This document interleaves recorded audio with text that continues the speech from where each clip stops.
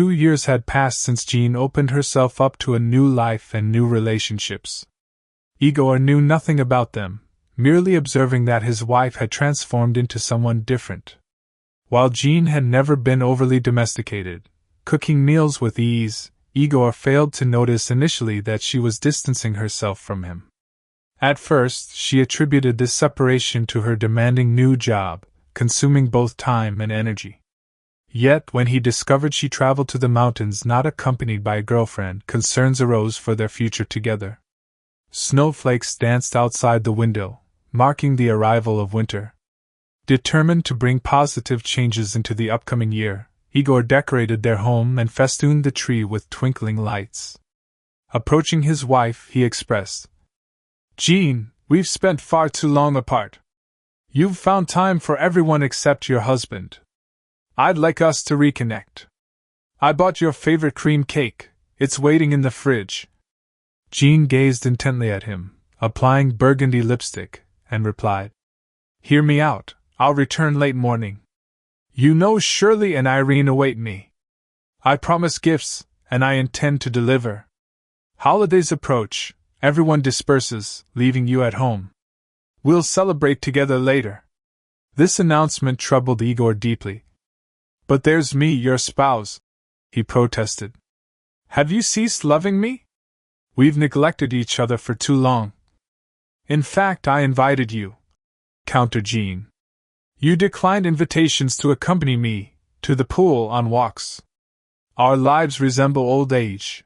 We're stuck indoors, going nowhere." "Indeed, you've kept busy," agreed Igor. "Constantly visiting friends, fitness classes, work. Neglecting me entirely, though I cherish you as a homemaker. Has affection faded altogether?" "Stop exaggerating," snapped Jeanne. "I'm headed to greet my girlfriends. Perhaps I'll stay overnight at Irina's due to numerous presents and guests. Tomorrow, however, I'll lavish attention upon you. How much depends on your preference." Dressed warmly, she prepared to leave. They say meeting the New Year solo means spending subsequent months alone, leading to familial ruin. Nothing auspicious arises from such a scenario. Departing, Jeanne called her sole confidante Olga, arranging a rendezvous. Delivering gifts, she later received a call from Nikolai Nikitic, suggesting they meet at a lively eatery operating throughout the night and reserve a room at a quaint mini-hotel afterwards. Conversing briefly with Olga, Jeanne journeyed to the restaurant with Nikolai Nikitic, anticipating fresh excitement in her relationship and life. Yes, he had introduced her to thrilling experiences, but recently Jeanne craved more, not mere celebration, love, or escapades. Nikolai led her to an extraordinary venue, unlike any she'd ever visited. "Oh, in my city, familiar with every corner, you've found something unique," exclaimed Jeanne. "What an impressive surprise! Look at these beautiful chandeliers, unusual furniture. I've never seen such circular couches." "I knew you'd never discover this place," boasted Nikolai. "Thus, I planned a treat. What's your pleasure, duck or sushi rolls?" "Do you serve mussels?" inquired Jeanne. "Certainly," confirmed Nikolai. "Try these, they're paired with an intriguing sauce. They've always delighted me." "Incredible," sighed Jeanne. "Let's indulge. By the way, how often have you frequented this establishment without me?" Nikolai remained silent. On New Year's Eve, the atmosphere truly captivated Jeanne. Radiant lighting, elegant tables, she savored the experience immensely.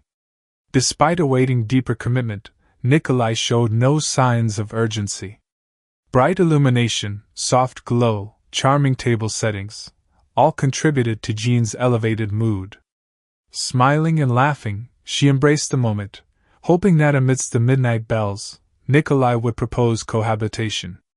Alas, he hesitated. When the clock struck 12, raising his glass, he proposed a toast. "Here's to the new year, to us, to joy." "How marvelous!" echoed Jeanne, joining him in celebration. Sipping the chilled beverage, she inquired, "Shall we visit that delightful house you mentioned earlier?" He displayed pictures, undeniably breathtaking. "Let's go," concurred Jeanne. "It's stunning. Such scenic locations for photographs. Unbelievable. Tell me, why haven't you ever invited me to your residence?" "Why bother?" questioned Nikolai bluntly. "Awaiting me at home is a fiancée. There's no need for her to learn about you." "Then why didn't she join you for New Year's celebrations?" "She fell ill, catching a cold," explained Nikolai. "Moreover, our marriage lacks romantic foundations. We're uniting solely for financial gain. She's irrelevant to me. Her wealth holds significance." He proceeded to detail his plans for resolving monetary issues. Stunned and disappointed, Jeanne hadn't anticipated such calculated cynicism from her beloved. "Understand this," Nikolai added. "I love you, but you lack solutions to my current problems. They're substantial, yet temporary. My betrothal isn't permanent. When my fiancée tires of me, she'll end matters herself. Therefore, remain hopeful. Stay at home, avoid grand expectations. Husband awaits you, while I'll marry you once I settle my complications." "How low," reflected Jeanne inwardly. "Am I destined to grow old while he deliberates?" "Absolutely not. From tomorrow onwards I'll cease these antics." Nevertheless, Nikolai miscalculated.